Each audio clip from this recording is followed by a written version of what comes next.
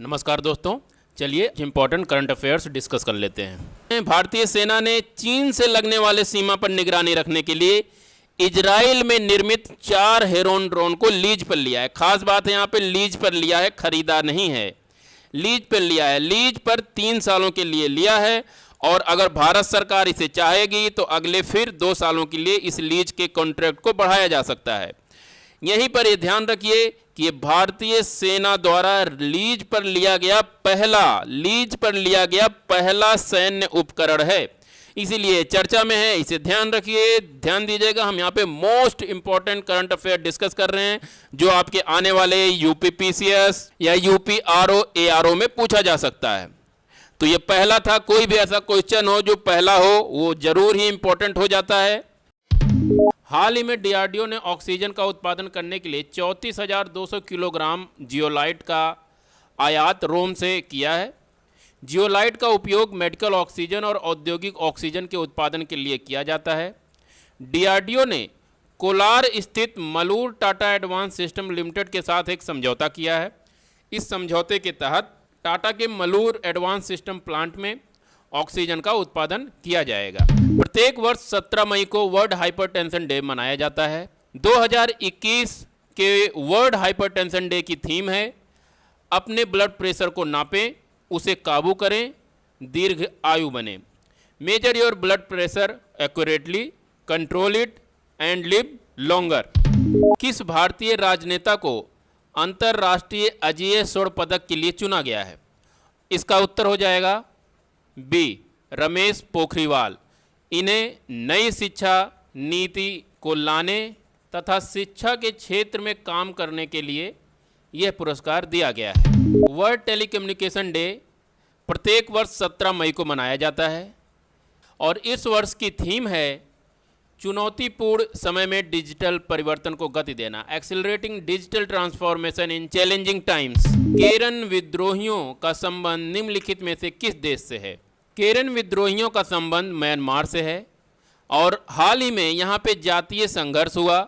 इस जातीय संघर्ष में केरन विद्रोहियों ने 1 सप्ताह के अंदर ही 250 से ज़्यादा सैनिकों की हत्या कर दी, इसीलिए ये केरन विद्रोही चर्चा में आए हैं।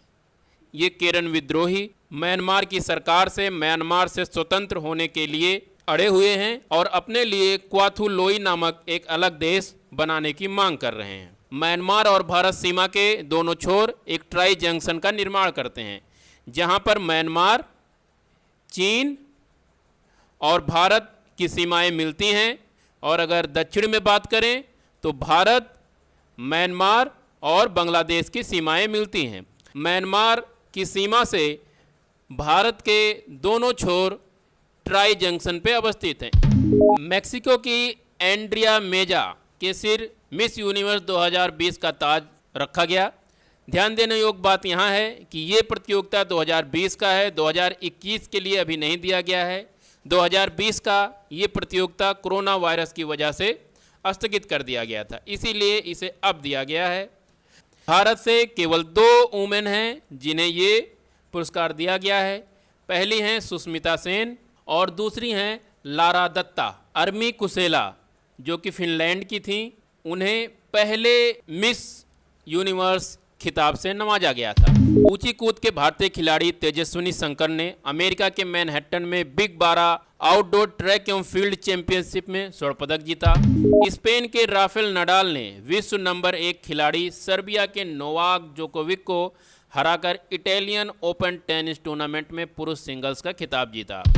पोलैंड की इगा स्वितेक ने चेक गणराज्य की कैरोलिना प्लिस्कोवा को हराकर इटालियन ओपन टेनिस टूर्नामेंट महिला एकल वर्ग का खिताब जीता। उड़ीसा में एक जिला है भद्रक। भद्रक में एक स्थान है धामरा। धामरा एक पोर्ट भी है, छोटा मोटा पोर्ट है। यहाँ से आपको कोलकाता जाने के लिए फेरीज मिल सकती हैं, नाव मिल सकते हैं, छोटे छोटे स्टीमर चलते आते जाते हैं। जो यास चक्रवात आया है वो लैंडफॉल उसका यहीं पर ही हुआ था।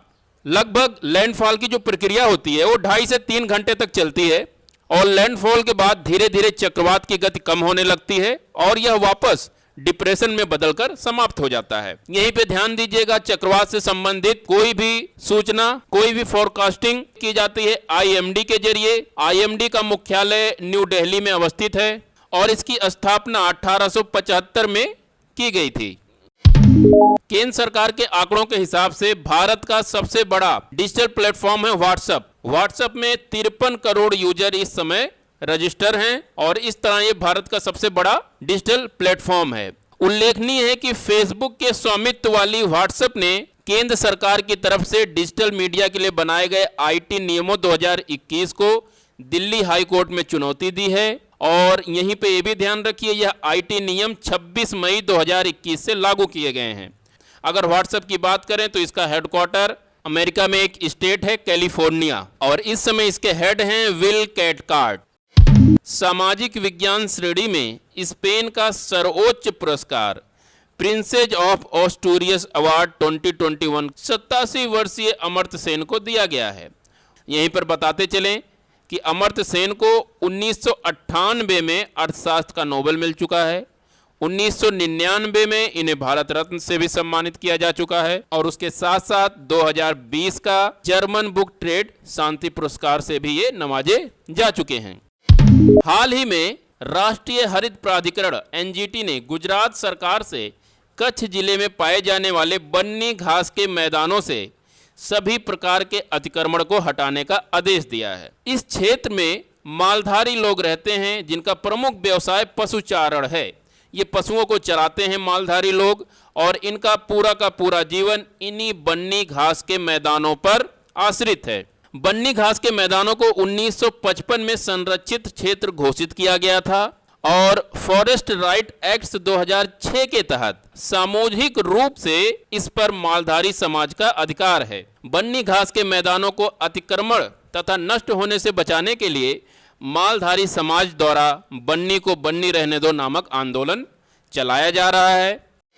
पश्चिमी अफ्रीका का मैप यहाँ पे दिया हुआ है और इस पश्चिमी अफ्रीका में ये माली देश है।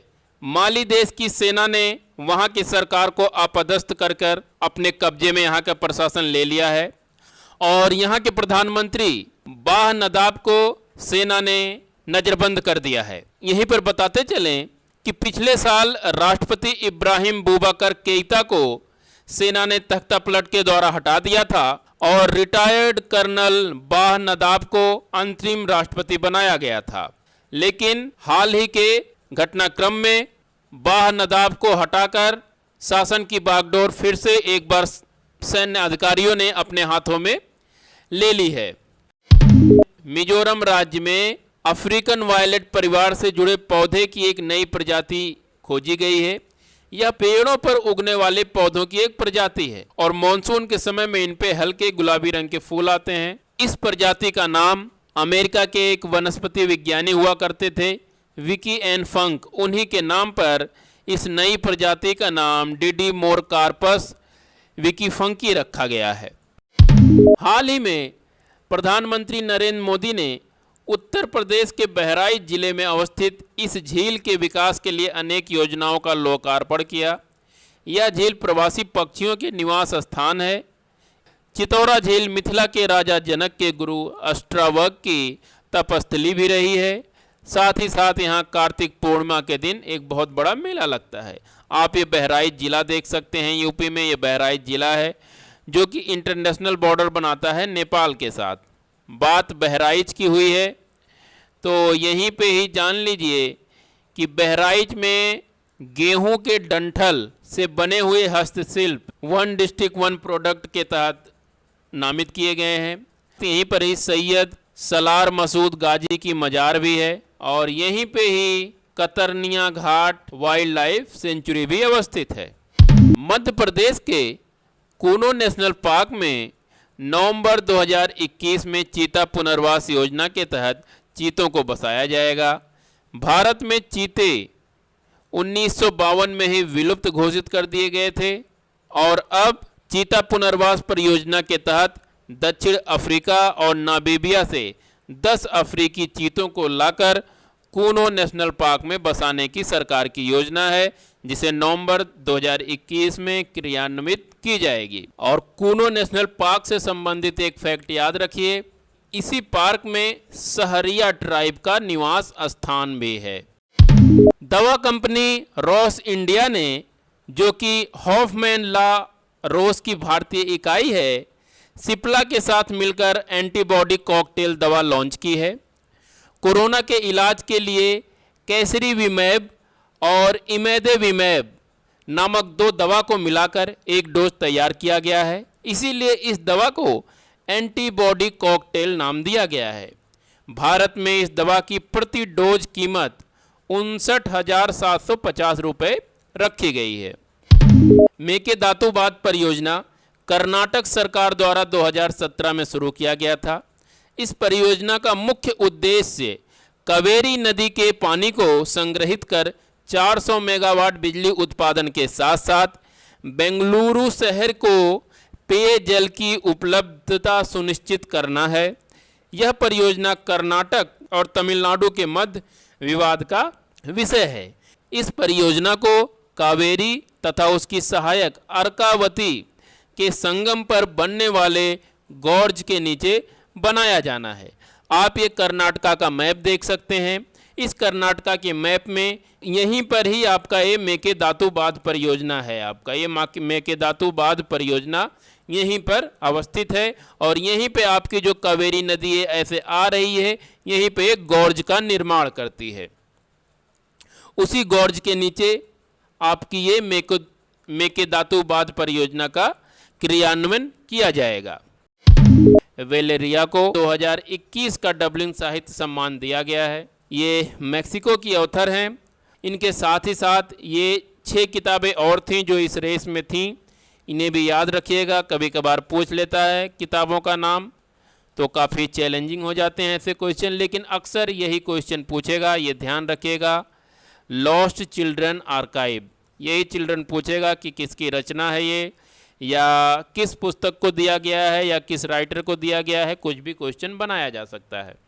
जीआई टैग से सम्मानित लाल चावल, जिसे हाल ही में अमेरिका को निर्यात किया गया है, असम की ब्रह्मपुत्र घाटी में बिना किसी रासायनिक उर्वरक के पैदा किए जाते हैं।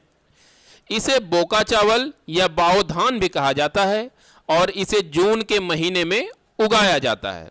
और देख लेते हैं कि ऐसे कौन कौन से और चावल हैं जिन्हें जीआई टैग मिला हुआ है। जोहा राइस, इसे जीआई टैग मिला हुआ है, असम का ही है ये भी। दूसरा है गोविंद भोग, गोविंद भोग राइस है, ये आपके वेस्ट बंगाल का है, इसे भी जीआई टैग मिला हुआ है। पलक, कदन, मट्टा, ये आपका केरला का है। एक राइस है सिरागा संबा, ये आपका तमिलनाडु का है। तो ये कुछ इंपॉर्टेंट थे चावल की प्रजाति जिन्हें जीआई टैग मिला हुआ है। एक राइस और आप याद कर सकते हैं, तुलई पंजी, ये राइस आपका वेस्ट बंगाल का है, इसे भी जीआई टैग मिला हुआ है। टेम्पल्टन पुरस्कार प्रतिवर्ष टेम्पल्टन फाउंडेशन द्वारा दिया जाता है। इस बार इसे जेन गुडल को दिया गया है। जेन गुडल एक नेचुरलिस्ट हैं, पर्यावरण कार्यकर्ता हैं और ये चिंपैंजीज के पुनरुत्थान के लिए काम करती हैं। इनका जन्म लंदन में हुआ था। यहाँ पर ध्यान रखिए, ये पुरस्कार जीवित व्यक्ति को ही दिया जाता है और मदर टेरेसा पहली महिला थी जिन्हें ये पुरस्कार प्रदान किया गया था 1973 में। सर्वपल्ली राधाकृष्णन, इसके साथ साथ बाबा आमटे भी इस पुरस्कार को प्राप्त कर चुके हैं। ये पुरस्कार अध्यात्म के क्षेत्र में काम करने के लिए अक्सर दिया जाता है। आप टेम्पल्टन से भी इसे जोड़ सकते हैं। टेम्पल अध्यात्म का केंद्र है, तो उसी में कार्य करने के लिए ये दिया जाता है। जो विभिन्न मुद्दों को अध्यात्म से जोड़ता है या अध्यात्म के क्षेत्र में कुछ कार्य करता है, तो उसे ये दिया जाता है। हाल ही में India biodiversity award 2021 Khonoma nature and conservation tragopan sanctuary को दिया गया है। ये आपका नागालैंड में अवस्थित है ये सेंचुरी, और इसी सेंचुरी में खोनोमा नामक एक गांव है जो एशिया का सबसे पहला हरित ग्राम घोषित किया गया है। इन्हीं सब प्रयासों के कारण इस सेंचुरी को इंडिया बायोडाइवर्सिटी अवार्ड 2021 के लिए चुना गया है। यहाँ ध्यान रखिए, खनोमा ट्राइब जो है वो आपके नागा ट्राइब के ही एक पार्ट हैं। इन्हें ही आप अंगामी ट्राइब भी कह सकते हैं और इन्होंने सालों से प्रचलित शिकार की प्रथा परित्याग कर दिया है। इसीलिए इस खनोमा नेचर एंड कंजर्वेशन सेंचुरी को इंडिया बायोडाइवर्सिटी अवार्ड दिया गया है। यहीं पर यह भी ध्यान रखिए, ये ट्रैगोपन चिड़िया है, इसी की वजह से इसे ट्रैगोपन सेंचुरी घोषित किया गया है। वहाँ पे चिड़िया पाई जाती है और ये चिड़िया नागालैंड की स्टेट बर्ड है और ये वल्नरेबल की श्रेणी में आती है। इंडियन मेट्रोलॉजिकल डिपार्टमेंट है भारत सरकार का। इसका एक रीजनल सेंटर है जिसका नाम है रीजनल स्पेशलाइज्ड मेट्रोलॉजिकल सेंटर, जो कि नई दिल्ली में अवस्थित है। इसके द्वारा 1-2 सालों की एक लिस्ट तैयार रहती है और जो भी चक्रवात आते हैं उनका नामकरण उसी में से एक नाम उठा के कर दिया जाता है। इस बार जो ये चक्रवात यास आया है उसका नाम ओमान की सरकार द्वारा सुझाया गया था। यहीं पे ये बताते चलें कि ये जो लिस्ट प्रिपेयर की जाती है रीजनल स्पेशलाइज्ड मेट्रोलॉजिकल सेंटर के द्वारा, इसमें अरब सागर और अंडमान सागर के आसपास के जो देश हैं वो लोग अपना एक लिस्ट भेजते हैं और उस लिस्ट को रीजनल स्पेशलाइज्ड मेट्रोलॉजिकल सेंटर क्रमबद्ध कर लेती है और उसी के अनुसार चक्रवातों का नामकरण किया जाता है। यास चक्रवात का मीनिंग होता है पूर्ण निराशा या दुस्साहस। आने वाले जो तूफान है आगे, अगला तूफान होगा गुलाब, उसका नाम पाकिस्तान द्वारा सुझाया गया है। उससे आगे जो आएगा उसे शाहीन नाम कहा जाएगा, कतर के द्वारा यह नाम सुझाया गया है।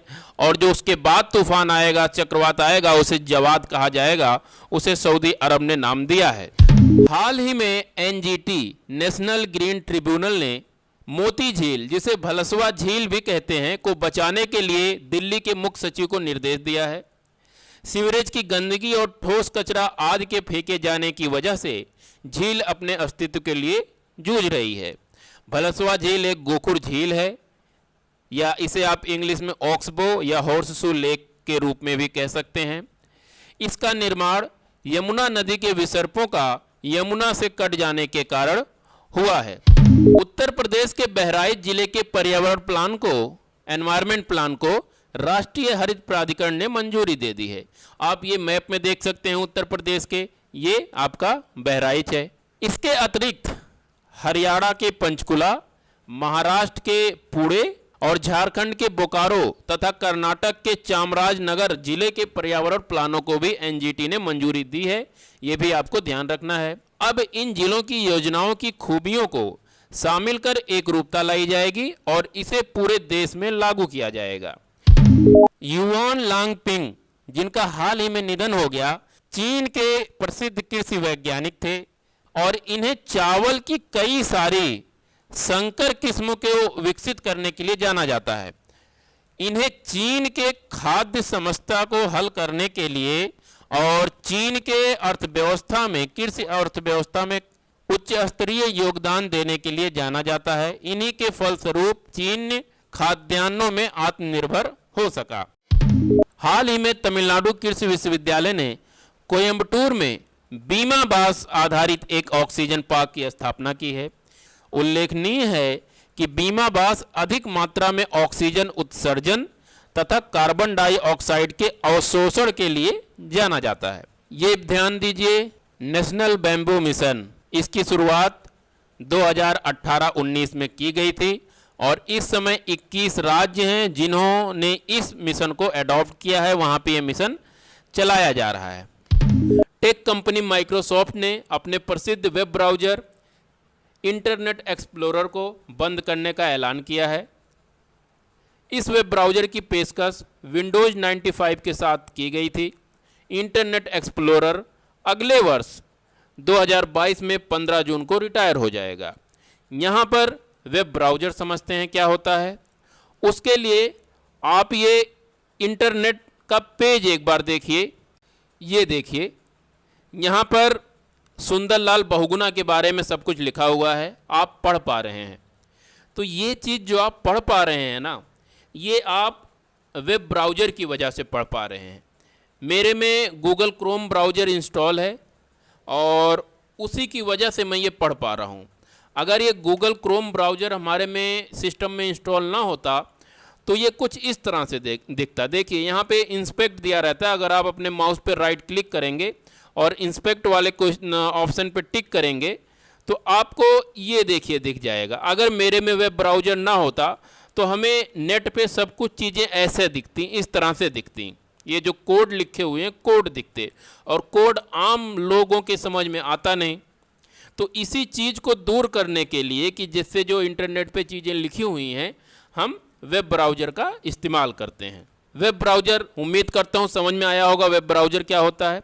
ये इंटरनेट पे पढ़ने में आपको सुविधा देता है, इसकी वजह से आप पेजेज को पढ़ पाते हैं। प्रकृति संरक्षण के पुरोधा सुंदरलाल बहुगुणा का हाल ही में निधन हो गया। चिपको आंदोलन की शुरुआत इन्होंने की। इसके साथ साथ इनकी एक बुक है धरती की पुकार, और एक और इनकी इम्पोर्टेंट बुक है, उसे भी याद रखिए, Indian environment myth and reality. तो ये 2 किताबें हैं इनकी, ये किताबें आप याद रखिए। सुंदरलाल बहुगुणा के बारे में अगर बात करें तो ये उत्तराखंड के थे। इन्हें पद्म विभूषण मिल चुका है और पद्म श्री भी ये पा चुके हैं। सीबीएसई बोर्ड ने यूनिसेफ की ओर से चलाए जा रहे यंग वॉरियर्स आंदोलन में शामिल होने को युवाओं का आह्वान किया है। सीबीएसई ने स्कूलों को निर्देश दिए हैं कि इस आंदोलन में शामिल होने के लिए 10 से 30 साल के जो स्टूडेंट्स हैं और टीचर्स हैं उन्हें मोटिवेट किया जाए। इस आंदोलन का उद्देश्य कोविड-19 के विरुद्ध युवाओं को लामबंद करना है। यूनिसेफ की जो स्थापना हुई थी 1946 में हुई थी।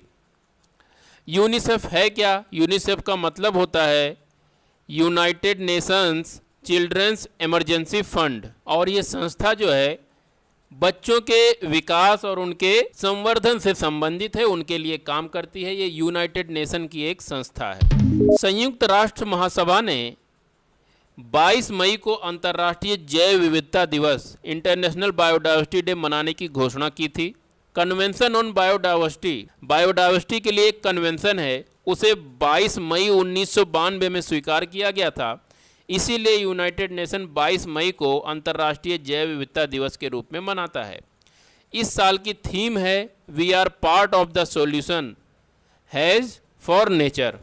तो ये रहा दोस्तों आज का मॉड्यूल। फिर मिलते हैं, तब तक के लिए नमस्कार।